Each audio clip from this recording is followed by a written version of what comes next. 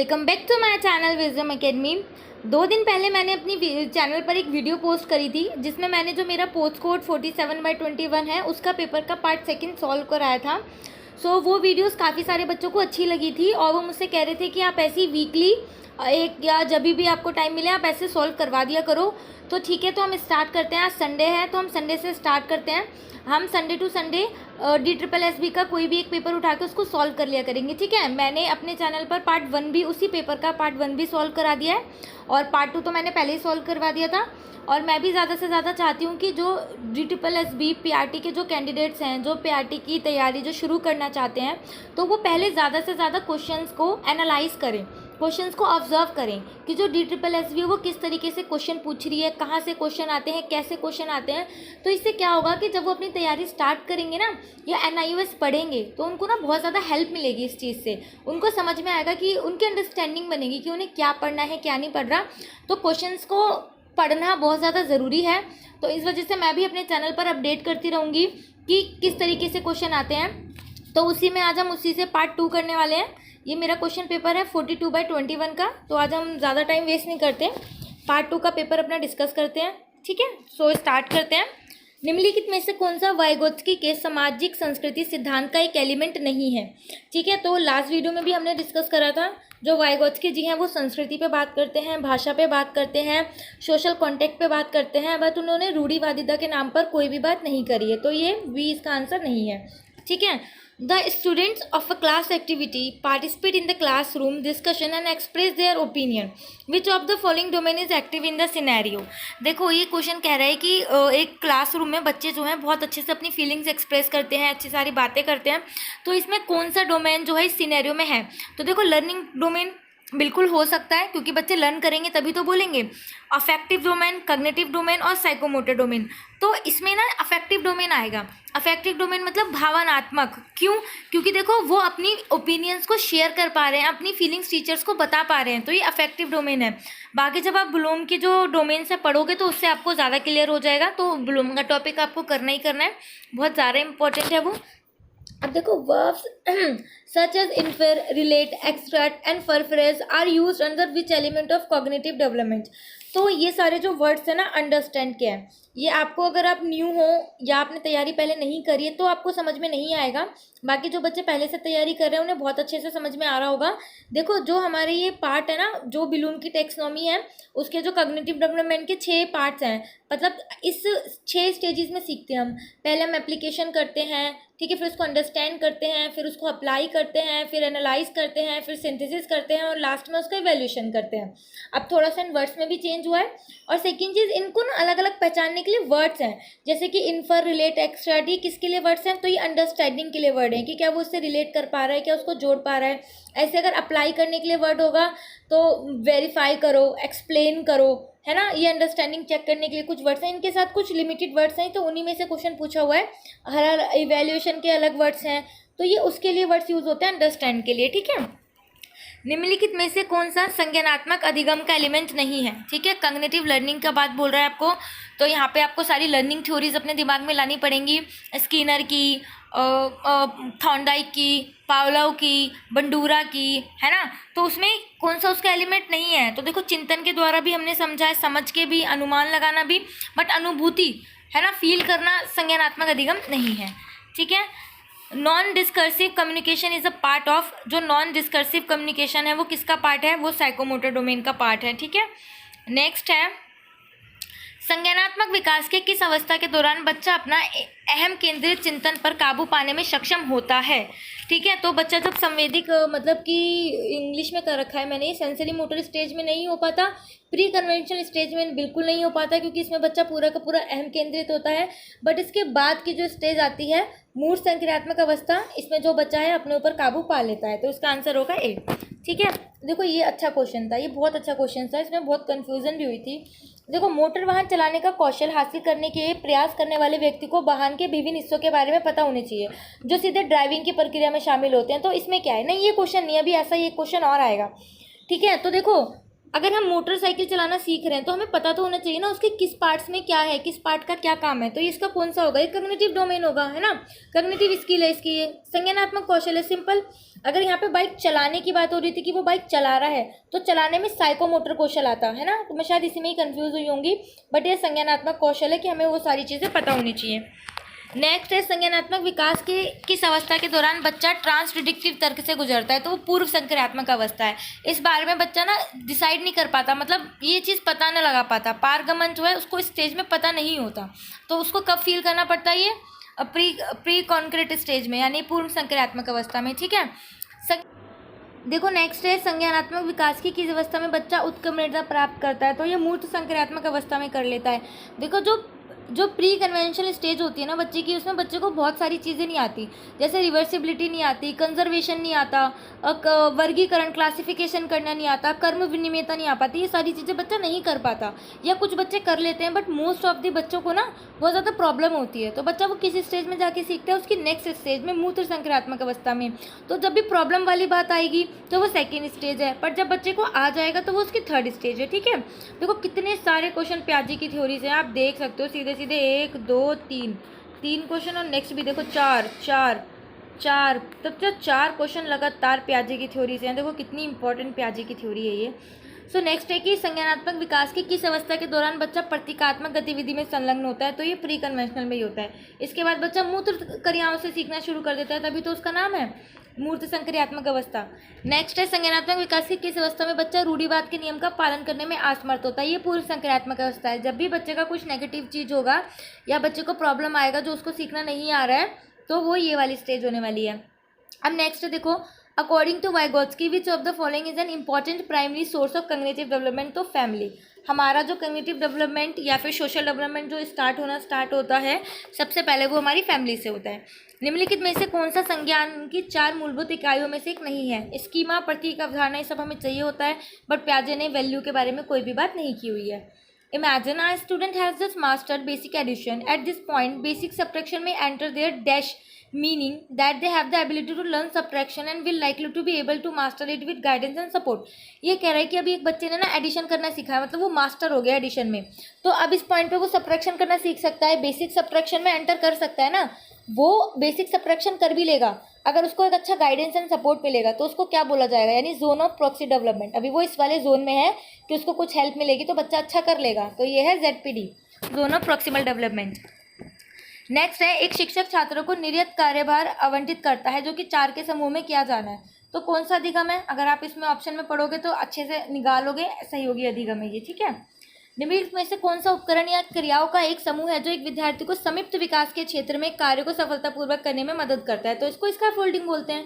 जो भी सारी चीज़ें जो भी हमें प्रोवाइड होती हैं ZPD के दौरान, चाहे वो हेल्प हो, चाहे कोई भी सामग्री हो, या किसी के द्वारा मदद की गई हो, या हमने कुछ एक्स्ट्रा करिकुलम एक्टिविटीज़ या कुछ भी करा हो, उसको हम स्कैफोल्डिंग बोलते हैं, ठीक है।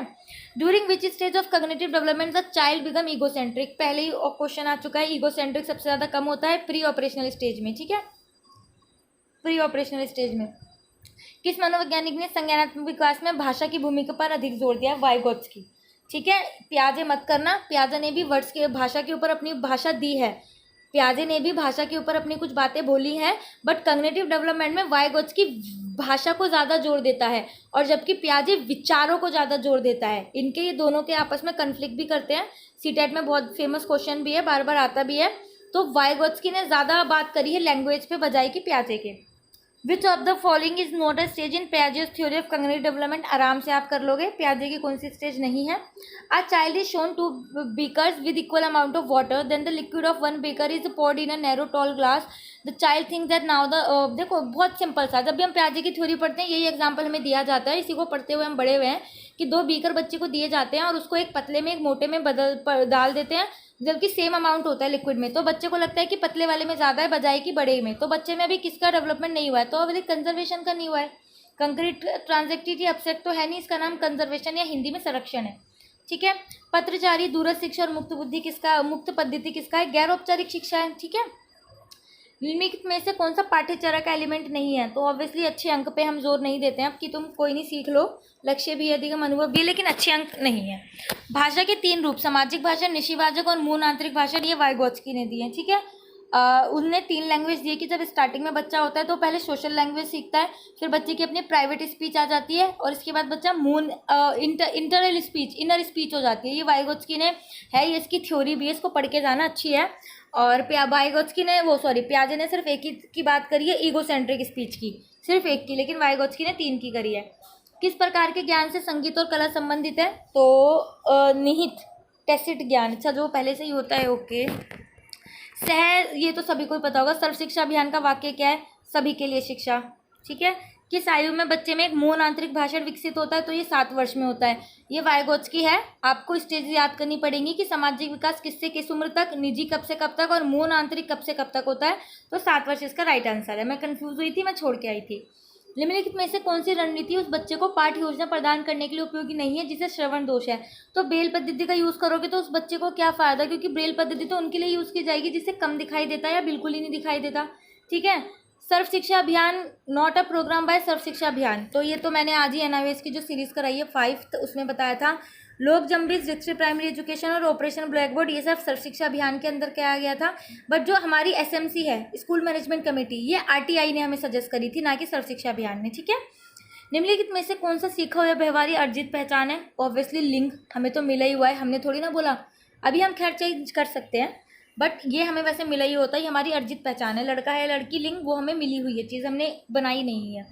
एक शिक्षिका पर्यावरण पर अपनी पाठ्य योजना शुरू करने से पहले विद्यार्थियों से पूछती है कि भाई जब वे विद्यालय में आते हैं तो क्या देखते हैं? तो ये क्या कर रहे हैं? हम प्रीवियस नॉलेज चेक कर रहे हैं बच्चे की, है ना। क्योंकि जब भी हम अपने डाइट में लेसन प्लान डिलीवर करते थे, कोई भी टीएलएम लेकर के आते थे, एलपी डिलीवर करते थे, तो बस ये पूछते थे अच्छा आपने आते हुए क्या देखा, आप क्या जानते हो, क्या आपको पता है? तो ये सारी चीज़ें प्रीवियस नॉलेज चेक करने के लिए होती हैं। कौन सी प्रक्रिया विशेष आवश्यकता वाले बच्चों को निश्चित मानक कक्षा में प्रवेश करने की अनुमति देती है जबकि बाकी नहीं देती? तो ये मुख्य धारा है। एनआईवीएस का क्वेश्चन है, पढ़ोगे तो समझ में आ जाएगा आपको। ये है मुख्य धारा है। ठीक है। नेक्स्ट है, निम्नलिखित विधियां किस प्रकार की शिक्षा का हिस्सा है? संग्रहालय, वैज्ञानिकों और अन्य मेलों, प्रदर्शनों का दौरा, रेडियो प्रसारण सुनना। आप जब एनआईवीएस का 502 करोगे तो उसके ब्लॉक 3 में, ब्लॉक 3 है या ब्लॉक 4 है, उसमें आप ये बहुत सारी शिक्षाएं पढ़ने वाले हो, तो उसी में ये सीधा एग्जाम्पल दिया हुआ है एनआईवीएस में, वहीं से लिया गया है। तो ये हमारी अनौपचारिक शिक्षा है। ठीक है। The categorisation of children with diverse need involve sensory dimension type, which of the following is not a part of sensory dimension? तो देखो हियरिंग हमारी एक प्रॉब्लम है ना, नहीं सुनना सेंसर की प्रॉब्लम है। विजुअल देखना हमारी प्रॉब्लम है। फिजिकली चैलेंज होना प्रॉब्लम है, बट गिफ्टेड थोड़ी ना प्रॉब्लम है सेंस की। तो इसका आंसर होगा गिफ्टेड। एसएसए का पूरा नाम क्या आपको पता है? सर्व शिक्षा अभियान। सब बच्चे लगा के आएंगे आंख बंद करके। Brainstorming, structuring and hypothesis and learning objective are some of the elements involve in problem based approach. ये सारे करे जाते हैं। प्रॉब्लम बेस्ड अप्रोच के 6 स्टेजेस लेवल होते हैं, वो आपको याद रखने पड़ेंगे। Which of following can not be termed as a cause of marginalisation? तो इंक्लूजन को हम नहीं ले सकते। मर्जिनाइजेशन के बहुत सारे कारण हो सकते हैं, displacement, poverty, inclusion, but inclusion थोड़ी, इंक्लूजन करना तो अच्छा है, इंक्लूड करना तो उनको अच्छा है। कौन सा पितृसत्ता की विशेषता नहीं है? कि केवल महिलाओं के लिए, ऑब्वियसली ये तो आप आंसर से लगा लोगे ऑप्शन से। किस प्रकार के ज्ञान को कुशलतापूर्वक प्रखत, प्रलेखित और साझा किया जा सकता है? स्पष्ट ज्ञान को, जो क्लियर हो हमारे सामने। पाठ्यचर्या विकास में प्रायोगिक परीक्षण से आप क्या समझते हैं? तो प्रायोगिक परीक्षण कार्यक्रम का विस्तार शोध नहीं, एक्सपेरिमेंट करने के लिए तो छोटे टाइम का होता है कि बच्चों को जाके एक्सपेरिमेंट कराना है, तो इसका आंसर होगा बी, कार्यक्रम के लिए डिज़ाइन किया गया अल्पकालिक प्रयास। ठीक है। इसके बाद एक बच्चा अलाव या वन फायर को छूता है और ताप से उसका हाथ जल जाता है। अगली बार जब वह अलाव के पास जाएगा तो उसे नहीं छुएगा। तो ये कौन सा ज्ञान है? ये हमारी एप्रिकल नॉलेज होती है। देखो अनुभव सिद्ध ज्ञान क्या होता है? कि जो हमने खुद अनुभव किया होता है या हमने खुद इकट्ठा करा होता है, जो हमारे पास हमारी वजह से होता है, हमारे पास जो हमने करके देखा या करके सीखा है खुद। जैसे कि मान लो कुछ भी है, जैसे इसने बॉन फायर वाला सीख लिया, आगे जाके मान लो आप कुत्ता है, कुत्ते को आप छेड़ रहे हो, कुत्ते ने आपको काट लिया, तो नेक्स्ट टाइम आप कुत्ते के पास जाओगे ही नहीं, उसको देख के डरने लगोगे। तो ये क्या है? ये आपका एप्रिकल नॉलेज है, अनुभव सिद्ध ज्ञान है, आपने खुद सिद्ध करके सीखा है। प्याजे का मानना है कि वन में अपनी संसारिक संरचना का निर्माण करते हैं, उसको स्कीमा कहते हैं, कोई प्रॉब्लम नहीं होगी किसी को। और ये मॉक प्लेटफॉर्म क्या है? ये is not a mock platform, नहीं है जो, तो जूम नहीं है। ठीक है। ये डिटेल में पढ़ेंगे तब पता चलेगा। विच of following is not a characteristics of mathematics? तो हम इसके ऑप्शन पढ़ते हैं। मैथमेटिक्स एक कला है, तो मैथ्स तो वैसे एक कला नहीं है, अब तक कहीं नहीं पढ़ा। It's involve the conversion of abstract concept into the concrete form. Yes, ठीक है, मैथ्स की अपनी लैंग्वेज होती है। Its knowledge remains on the same in the whole universe everywhere and every time. इसकी नॉलेज हर जगह सेम रहती है। अगर यहाँ पे 2 और 2 4 होते हैं ना, तो अमेरिका में भी 4 ही होंगे, लंदन में भी 4 ही होंगे, हर जगह 4 ही होंगे। बट ये एक आर्ट नहीं है। तो अगर ऑप्शन से वैसे हम कंफ्यूज हो सकते थे कि मैथमेटिक्स के बारे में आर्ट बोला हुआ है, अच्छी चीज़ है, बट अगर हम ऑप्शंस लेके जाएं तो हम ए को रिजेक्ट कर सकते हैं। ठीक है, हमारे देश की सहायक राजभाषा क्या है? तो ये अंग्रेजी है। ठीक है, देखो हमारे संविधान में अंग्रेजी की कहीं भी बात नहीं कही गई है, कुछ भी नहीं लिखा गया है, ना इसको हमारे संविधान की 22 भाषाओं में इंक्लूड किया गया है। लेकिन इसको अलग से संशोधन करके, पहले नहीं बाद में, हमारे देश की सहायक राजभाषा घोषित किया गया है इंग्लिश को, क्योंकि अंग्रेजों के बाद यहाँ पे इंग्लिश का बोलबाला हो गया था, तो बाद में इसको जोड़ा गया था कि हाँ इंग्लिश में भी काम हो सकते हैं। तो सहायक राजभाषा हमारी अंग्रेजी ही है। कौन सा ध्वनिक इनपुट है? श्रवण कौशल ऑब्वियसली सुनने वाला है ना, ध्वनिक कुछ निकल के आएगा इसमें से। मैं कहीं बोलने का क्वेश्चन ना लगा के आई हूँ कि उससे ध्वनि निकलेगी तो हम सुनेंगे, बट श्रवण कौशल हमारा ध्वनिक इनपुट है। The teacher teach a topic in a classroom and ask student to work on an assignment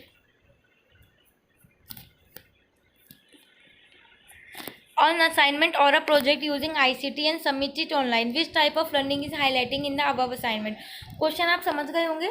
बच्चों को टास्क दिया गया, उसको ऑनलाइन जमा कराना है, तो डिस्ट्रीब्यूटेड लर्निंग। अरे यार, ये पता है लर्निंग के बहुत सारे पार्ट है। ये 502 जब हम करेंगे ना, उसमें से जब हम बहुत डिफरेंट लर्निंग पढ़ेंगे तब हम डिफ्रेंशिएट कर पाएंगे कि किस लर्निंग में क्या है। ठीक है, फिर है निम्नलिखित में से कौन सा मुक्त अधिगम पर है? ये पढ़ लेना। देखो ये रहा क्वेश्चन, और इसका आंसर क्या है? एडमोडो। यानी ये बुक में होना चाहिए कहीं ना कहीं, है ना, जब इसके बारे में पूछा हुआ है। ये वैसे मुझे भी नहीं पता कहाँ है ये। सोशल मीडिया को जानकारों के साथ मिलाता है, ये सब करते हैं, तो कौन सा ये? एडमोडो। In which type of reading the passage student learn to read by actually reading rather than the examined text by studying the vocabulary, grammar and phrases? Okay, देखो ये बहुत सारी रीडिंग होती है, आपने पढ़ा होगा स्कीमिंग करना, स्कैनिंग करना। तो एक होता है इंटेंसिव रीडिंग, एक होता है एक्सटेंसिव रीडिंग। तो आपसे देखो साइलेंट रीडिंग आपको पता है, लाउड रीडिंग भी पता है, तेज तेज बोल के पढ़ना, साइलेंट मन मन में पढ़ना। तो देखो क्वेश्चन क्या कह रहा है कि जिसमें जो है ना बच्चा सच में पढ़ता है, बजाय कि सिर्फ इसको पढ़ने के, मतलब कि उसका मीनिंग ग्रहण करता है, यानी गहन चिंतन करता है, गहन पढ़ाई करता है, गहन चिंतन करता है कि वोकैबुलरी, ग्रामर, फ्रेज इसको पढ़ने की जगह उसका रियल में मीनिंग समझता है, तो उसको एक्सटेंसिव रीडिंग बोलते हैं। किस प्याजे का मानना था कि बच्चे क्रिया परिस्थित अनुकरण? तो BF स्किनर कितना फेमस है इसके लिए। Interviews and focus group discussion come under the self report techniques हैं ये। ठीक है, असाइनमेंट में नहीं आते। रिफ्लेक्टिव जर्नल, कॉन्सेप्ट टेस्ट, ये अलग अलग इनके एग्जाम्पल्स हैं। तो ये इंटरव्यूज एंड फोकस ग्रुप है, सेल्फ रिपोर्ट टेक्निक्स होते हैं कि हम एक दूसरे का लेकर के आपस में सेल्फ का एनालाइज करें। किस भाषा ने बोला था कि डिवाइस होता है ना लैंग्वेज एक्विजिशन डिवाइस? तो चोम्स्की है हमारे, लेओम चोम्स्की। ICT के निम्नलिखित में से कौन सा उपकरण साक्षरता को विकसित करने में मदद नहीं कर सकता है? देखो ICT के थ्रू वेब सर्च कर सकते हैं, ब्लॉग बना सकते हैं, वर्ड प्रोसेसर यूज़ कर सकते हैं, बट गेम कैसे खेल सकते हो? अब यहाँ पे वो मोबाइल में PUBG, फ्री फायर, इनकी तो बात हो नहीं रही है, खेलने वाली बात है ना, वो तो कैसे खिलाओगे? तो ICT के थ्रू ये नहीं हो सकता। विच of the following is not an advantage of ICT? ICT tools का एडवांटेज नहीं है। देखो कॉस्ट एफिशिएंट, हाँ ठीक है। Teaching is better with audio video, बहुत सही है। डायरेक्ट क्लासरूम टीचिंग नहीं। और इन्होंने बोला है कि एडवांटेज नहीं है, तो रिलायंस ऑन टेक्नोलॉजी, की हम बिल्कुल ही टेक्नोलॉजी पे डिपेंड होते जा रहे हैं, तो ये हमारा एडवांटेज नहीं है।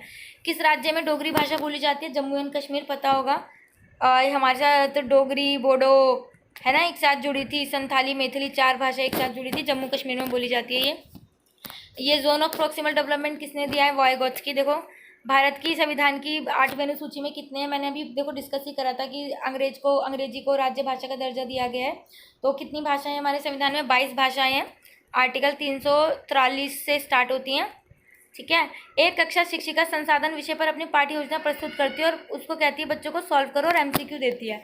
तो कौन सी तकनीक का यूज़ कर रही है? स्वयं रिपोर्ट बना रही है? नहीं। चिंतनशील, क्या बच्चों को MCQ तो लगाना है, चिंतन क्या करेंगे वो? अवधारणा परीक्षा, हाँ अवधारणा बना सकते हैं, क्योंकि उन्होंने जो पढ़ा हुआ है उसके अकॉर्डिंग ही तो MCQ में अपना दिमाग लगाएंगे। कार्यभार है नहीं, तो इसका C आंसर ठीक है। Which of the following is not an app for testing, gaming, quizzing? Quizzing के लिए कौन सी ऐप नहीं है? कहूट, गिजनी, स्वयं, मास्टरी कनेक्ट। अगर ये आपको ऐप्स की नॉलेज है तो आप लगा पाओगे। प्राथमिक स्तर पर जोड़ पढ़ाने के लिए निम्नलिखित कौन सी तकनीक अपनाएगा? ब्लैक बोर्ड पर हल करेगा? नहीं। आसपास को लेगा और चौक और उससे समझाएंगे? यस। सूत्र से पढ़ाएंगे? नहीं। B आंसर ठीक है ऑप्शंस के अकॉर्डिंग। ठीक है, निम्नलिखित में से कौन सा आनंदपूर्ण गणित का अनुभव करने की कुंजी नहीं है? तो ऑब्वियसली रटना। मैथ्स तो कभी रट के आ ही नहीं सकती, जितना ज़्यादा करोगे, जितना ज़्यादा सॉल्व करोगे उतना ज़्यादा आएगा, अदरवाइज मैथ्स हमें नहीं आ सकती है। ठीक है, the teacher decide to play a game with students and where each of them will pick up a random paper which will have a social situation, they have to give their opinion on the same. The teacher conducts such an activity. देखो बहुत अच्छी बात है, teacher एक game खिला रही है जहाँ पे उनको कोई भी paper pick up a random paper which will have a social situation, कोई भी सोशल सिचुएशन लिखी हुई है, ठीक है, कोई भी बहुत सारे पेपर पे सोशल सिचुएशन लिख दी है और उसमें से बच्चों को सिलेक्ट करना है, उठा करके उनको अपने ओपिनियन देने। तो क्या क्या हो रहा है इससे? ऑप्शन पढ़ते हैं। सोशल स्किल डेवलप हो रही है, हाँ भाई आपस में बात करेंगे, ठीक है। एंटरटेनमेंट नहीं, समेटिव असेसमेंट ये है नहीं, स्टिमुलेट टीचिंग यहाँ पे कुछ हो नहीं रही है, तो ये सोशल स्किल है, ए आंसर, ठीक है। Which of the following is not a pedagogical approach to maths? Collaborative, reflective, constructive, ये सारी हैं। बिहेवियरिज्म नहीं, ये बिहेवियरिज्म मैथ के लिए अप्रोच नहीं है, ये लर्निंग की अप्रोच है, ठीक है। ईवीएस को किस कक्षा से अलग विषय में पढ़ाया जाता है? थर्ड से, ठीक है। पहले उसको अलग एक ही साथ एनसीईआरटी के थ्रू थर्ड से अलग पढ़ाया जाता है। How can a teacher help the students develop healthy eating habits? तो उनको बोलो कि तुम्हें फ़ाइन देना पड़ेगा, या टेक्स्ट बुक से पढ़ लो, या एक्सरसाइज में गार्डनिंग एक्टिविटीज़ कराओ, या फिर कंप्लेन करो उनकी पेरेंट्स से। तो देखो ऑप्शन से ही तो 3 नेगेटिव ही हैं।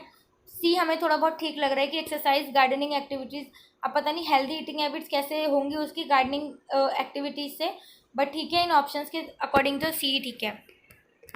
निम्नलिखित में से कौन सामाजिक उद्देश्यों को प्राप्त करने के लिए नाट्य कला का उपयोग करता है? तो ऑब्वियसली मंच नाट्य कला है ना, वहीं पे तो दिखा पाएंगे हम लोग। A teacher gives the topic of domestic violence to the students and asks them to create physical images in group without thinking much. This type of activity come under invisible theater? नहीं भाई, हम तो painting बना रहे, तो invisible कैसे हो सकता है? ड्रामा तो कुछ कर नहीं रहे, इमेज बना रहे, इमेज हो सकता है। फॉरम यहाँ पे कुछ है नहीं, इमेज थिएटर इसका आंसर होगा, ठीक है। नेक्स्ट है, स्वच्छ भारत अभियान के प्रति विद्यालयों को संवेदनशील बनाने के लिए एक शिक्षक निम्नलिखित में से कौन सा तरीका अपनाएगा? कक्षा की सफाई करना ज़्यादा अच्छा रहेगा, है ना। हम लोगों को करवाई भी गई थी, 2 अक्टूबर 2014 से स्वच्छ भारत अभियान स्टार्ट हुआ था, उसके बाद से करवाया गया था। नेक्स्ट क्वेश्चन है कि सूक्ष्म शिक्षण चक्र में शिक्षण कितने मिनट तक चलता है? तो कितने मिनट तक चलता है? 6 मिनट तक। ये मैंने लास्ट वीडियो में बोला था आपको याद करने के लिए कि एक कक्षा में एक बच्चा बुनियादी 3D आकृतियों जैसे घनाभ, बेलन, शंकु और गोले की पहचान कर लेता है उनके नाम से। तो ये सेकंड में, मैथ्स की बुक में, सेकंड की बुक में बहुत सारी शेप्स हैं जिसमें 3D शेप्स और 2D शेप्स करके अलग से बच्चों को बताया गया है, ठीक है। निम्नलिखित में से कौन सा सामाजिक विज्ञान का पहलू नहीं है? भूगोल, मानवशास्त्र और समाजशास्त्र। तो मनोविज्ञान, ठीक है, मनोविज्ञान नहीं है। ऑब्वियसली मनोविज्ञान अपनी अलग है, पहले फिलॉसफी के साथ ही था, बट फिलॉसफी से फिर ये अलग हो गया, ये तीनों एक हैं और मनोविज्ञान अलग है। छात्रों में आलोचनात्मक चिंतन विकसित करने के लिए शिक्षक प्लास्टिक बैग के उपयोग के विषय का परिचय देता है, ठीक है। तो आलोचनात्मक चिंतन कैसे विकसित होगा कि मतलब उसका बारे में अच्छा या बुरा बताओ कि प्लास्टिक बैग का यूज़ करना सही है या गलत है। तो पाठ्यपुस्तक पठन नहीं, सेमिनार, कार्यशाला नहीं, वाद विवाद पे सही रहेगा क्योंकि बच्चे फेवर में भी पॉइंट्स बताएंगे और अगेंस्ट में भी। तो ये आलोचनात्मक चिंतन होता है। आलोचनात्मक चिंतन का मतलब सिर्फ ये नहीं होता कि बुराई बुराई करना, अच्छी और बुरी दोनों चीज़ें देखना, तो उसको आलोचनात्मक चिंतन बोला जाता है, ठीक है। फिर नेक्स्ट है कि student can practise scientific inquiry and high order thinking by which of the following? तो गार्डनिंग है इसका आंसर, पता नहीं, योगा, गार्डनिंग, फिजिकल एक्सरसाइज और स्पोर्ट्स में वो गार्डनिंग में ज़्यादा चीज़ें सीखेंगे, कैसे पता नहीं। The class teacher changes the partner of students in a particular class every month. This would help in social skills, है ना। एक के साथ बच्चा बैठेगा, एक ही के साथ बात करेगा, एक ही को फ्रेंड बनाएगा, उससे अच्छा है अलग अलग लोगों से बैठे, अलग अलग लोगों के साथ बैठेगा, अलग अलग लोगों के साथ सीखेगा, अलग अलग फ्रेंड्स बनेंगे न्यू, है ना। सामाजिक विज्ञान के दौर में शिक्षक यार्त्सिक छात्रों का समूह बनाता है और उन्हें 1947 के विभाजन के दृश्य की वार्तालाप गतिविधि करने के लिए कहता है। तो बच्चे अपना डायलॉग तैयार करते हैं, पूरी स्क्रिप्ट तैयार करते हैं और फिर वही करते हैं। तो इसका मतलब क्या है? अच्छे अंक प्राप्त करना नहीं, वार्षिक दिवस पर अच्छा करने में मदद करना नहीं, योगात्मक आंकलन में नहीं, बट ये उनके अंतर्वैयक्तिक कौशल में अच्छा रहेगा ग्रुप के लिए। Which of the following are part of the biotic component of the ecosystem? अगर आपको पता हो बायोटिक कंपोनेंट्स क्या होते हैं तो आप आराम से इसका आंसर कर लोगे। एनिमल्स इसका आंसर है।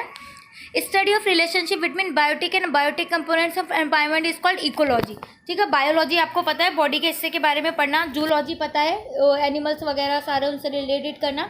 बोटनी मतलब जो गार्डन वगैरह, प्लांट्स वगैरह उनसे रिलेटेड पढ़ना, तो ये इकोलॉजी है, ठीक है।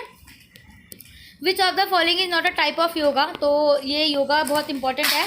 बहुत सारे बच्चे मुझसे पूछ रहे थे कि NIOS की कौन कौन से ब्लॉक इंपॉर्टेंट है या क्या इंपॉर्टेंट है।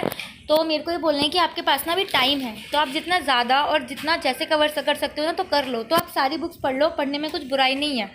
Which of the following is not a type of yoga? तो ब्रह्मा, ज्ञान, हाथ, राजा।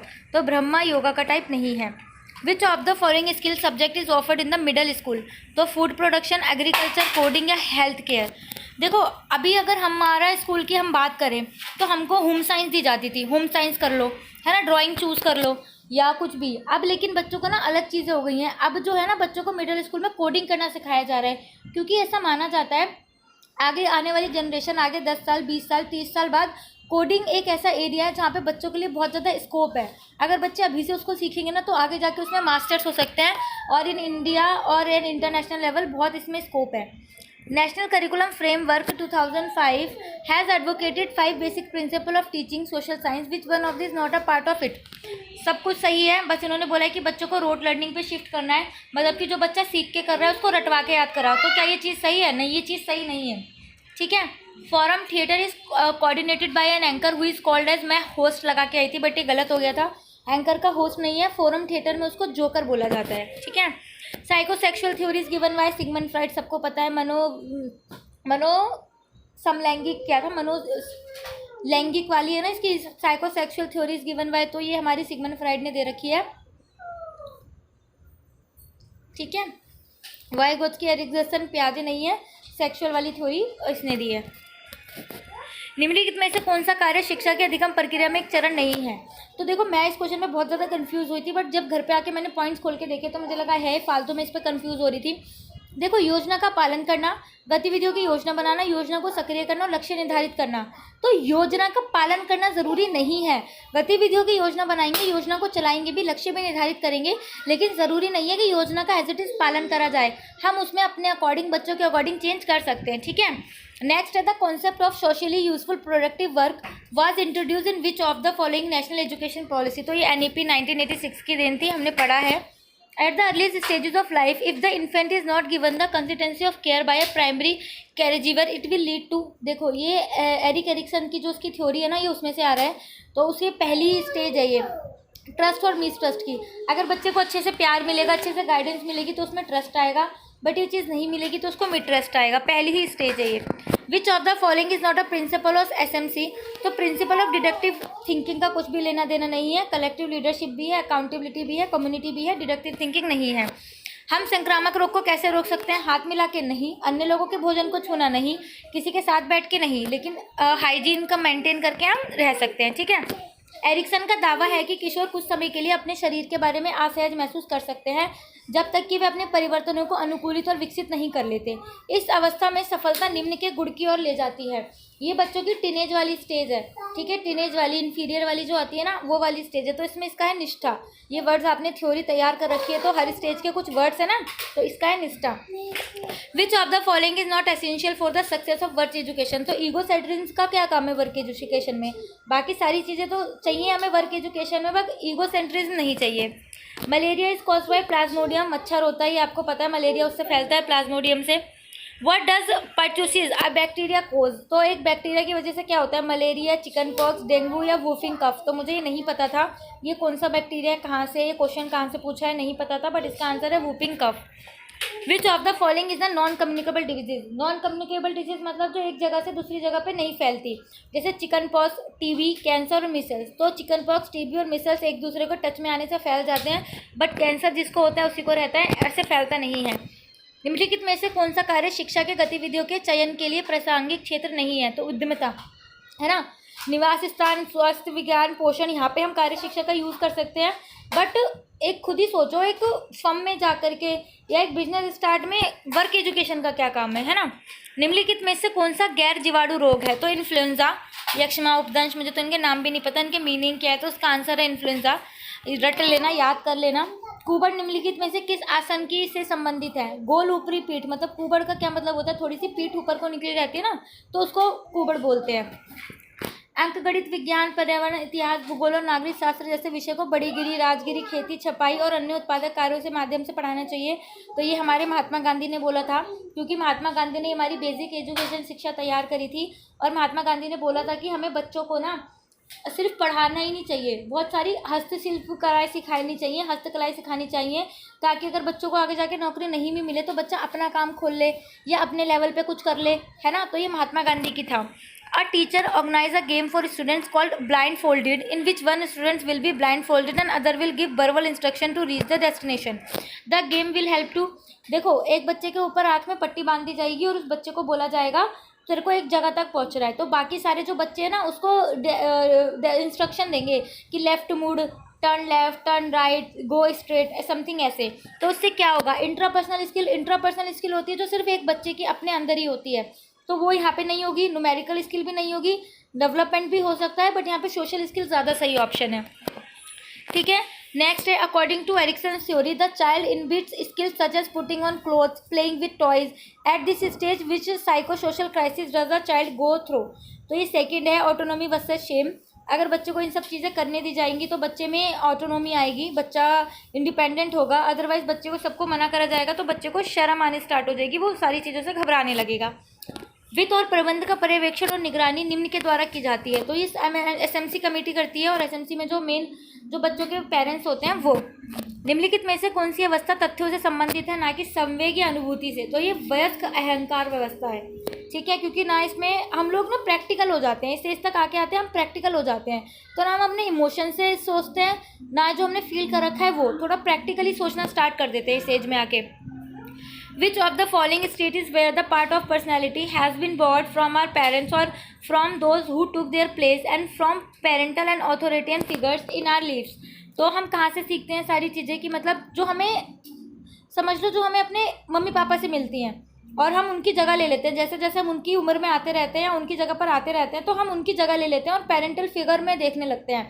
क्या उस उम्र में आके सोचते हैं कि हाँ हमारे पेरेंट्स ठीक थे, या पेरेंट्स होते तो वो क्या करते, तो इसको क्या बोला जाता है? इसको पेरेंट ईगो स्टेट बोला जाता है। ये क्वेश्चन मैं छोड़ के आई थी, मैं नहीं कर पाई थी और ये कहाँ था क्वेश्चन मुझे मिला भी नहीं था, बट आप लोग देख लो, ये पेरेंट ईगो स्टेट होती है। ठीक है, तो ये क्वेश्चन कंप्लीट हो गए आज के। आई होप आपको ये वीडियो अच्छी लगी होगी।